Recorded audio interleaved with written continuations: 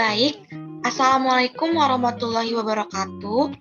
Saya Kolbina Rifka Indra Putri dengan NPM 214051033 dari kelas THPA dengan mata kuliah Statistika Dasar.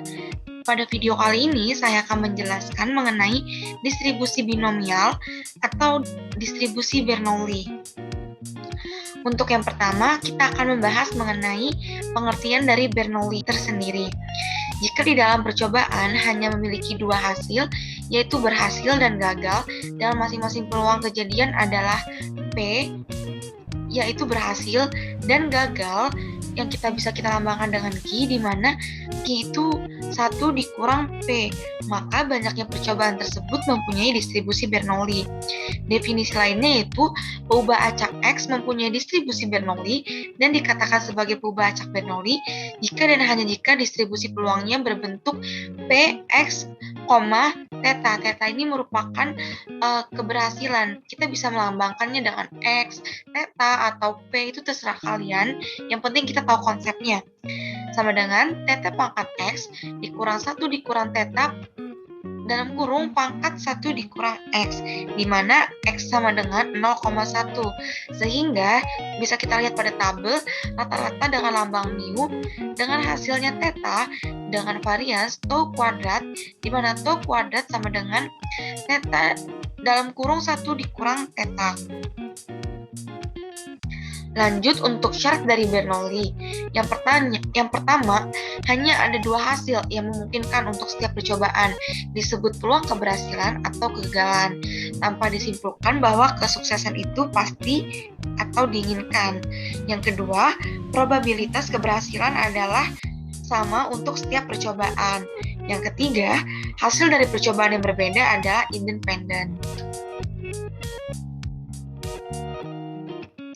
Lanjut untuk contoh soal mengenai distribusi Bernoulli, yaitu 1 dari 200 orang dewasa dari Indonesia adalah pengacara. Terdapat 1 orang yang dipilih secara acak. Hitunglah peluang secara Bernoulli berapa banyaknya pengacara. Nah, di sini kita lihat pada soal, di sini ada 1 dari 200. Untuk Bernoulli sendiri, yaitu kita biasanya tuh 1 untuk di dalam soal dilakukan percobaan sebanyak 1 kali.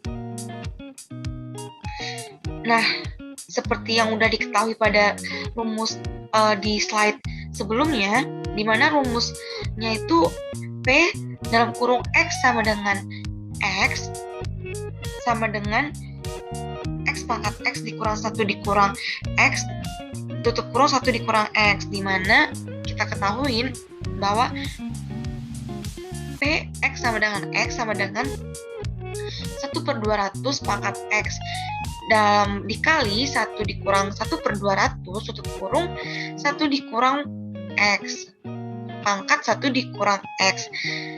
Kita jawab X 0,1, di mana jika hasilnya 0 merupakan peluang gagal dan 1 merupakan peluang dari suksesnya. Untuk P, jika X sama dengan 1 sama dengan 1/200. Jadi untuk peluang Bernoulli-nya untuk keadaan sukses yaitu 1/200.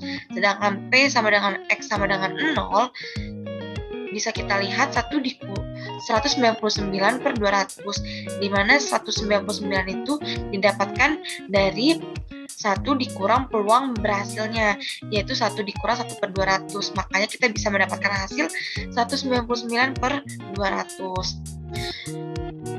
Lanjut untuk distribusi binomial. Apa sih distribusi binomial itu?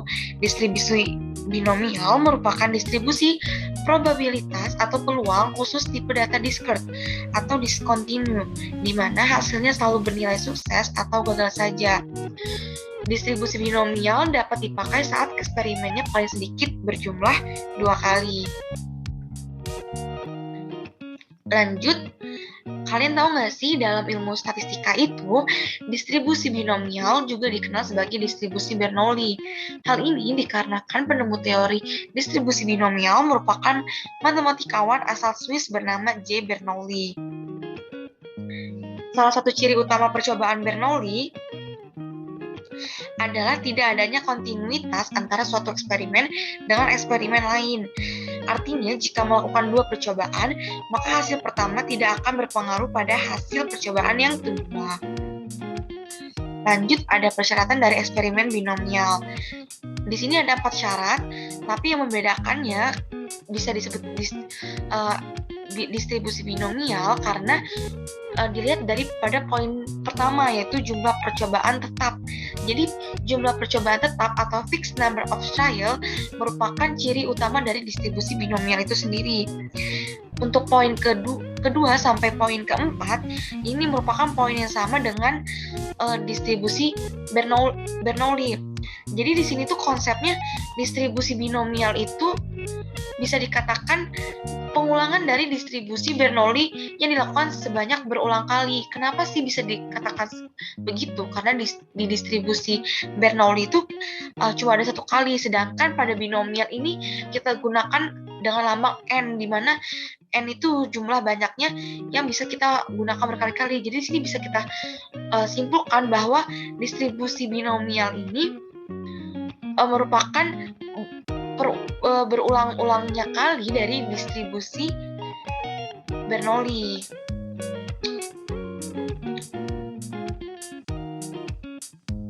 Lanjut, untuk ciri-ciri distribusi binomial, yang pertama, percobaan dilakukan berulang sebanyak n kali. Yang sudah saya jelaskan yang tadi, kalau Bernoulli cuma satu kali, sedangkan di binomial ini kita bisa dilakukan sebanyak n kali. Yang lanjut, untuk yang poin kedua, peluang berhasil dinyatakan sebagai P, sedangkan peluang gagal sebagai Q, di mana P sama dengan 1 dikurang Q.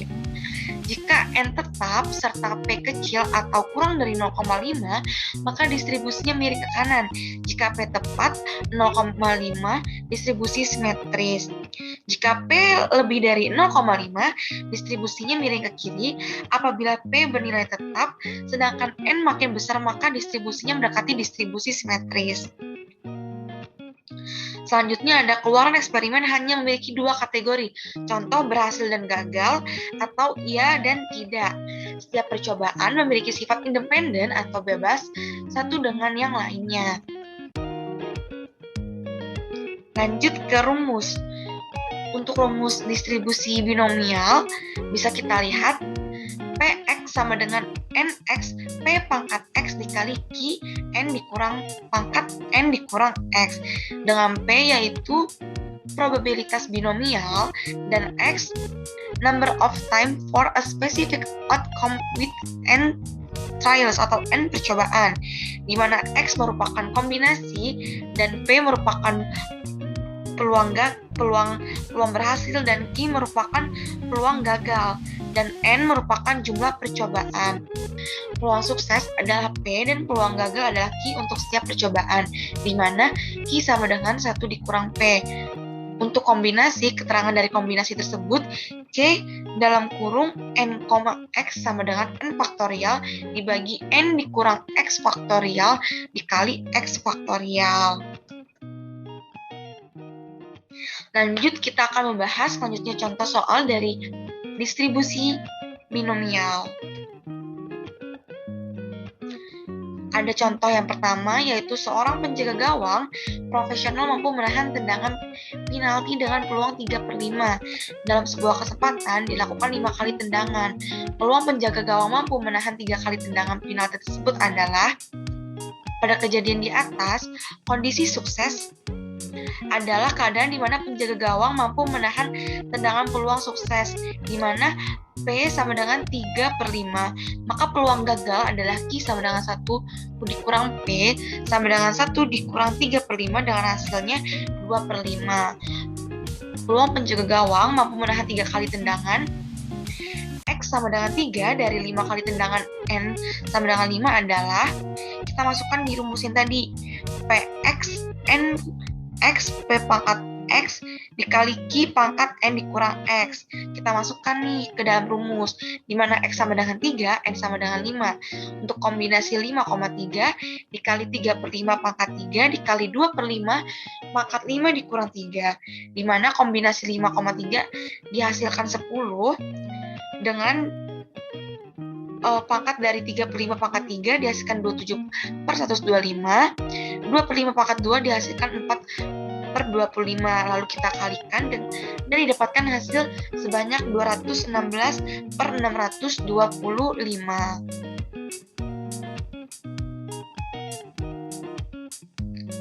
Lanjut ke contoh 2, untuk sebuah koin dilempar 5 kali. Peluang mendapatkan sisi gambar tepat 3 kali adalah, kita ke pembahasannya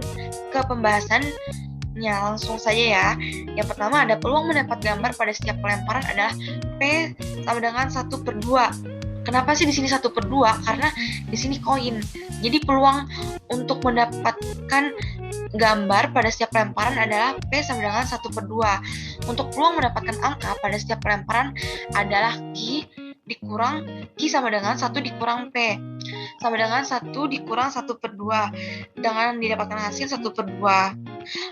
Yang ditanya peluang tepat 3 kali dapat gambar dari 5 kali pelemparan adalah, kita gunakan rumus yang sama pada slide sebelumnya. Dengan didapatkan hasil X sama dengan 3 dengan N percobaan sebanyak 5, di mana kombinasi 5,3 dikali 1/2 pangkat 3 dikali 1/2 pangkat 2 dihasilkan 5 faktorial dibagi 2 faktorial dikali 3 faktorial dikali 1/8 dikali 1/4. Hasil kombinasi tersebut yaitu 10 dikali 1/8 dikali 1/4 dengan hasilnya 10/32. Jadi peluang tepat 3 kali dapat gambar dari 5 kali pelemparan adalah 10/32. Lanjut, untuk contoh soal yang ketiga ada probabilitas seorang bayi tidak diimunisasi rubella adalah 0,2. Pada suatu hari di puskesmas Kemilir ada 4 orang bayi.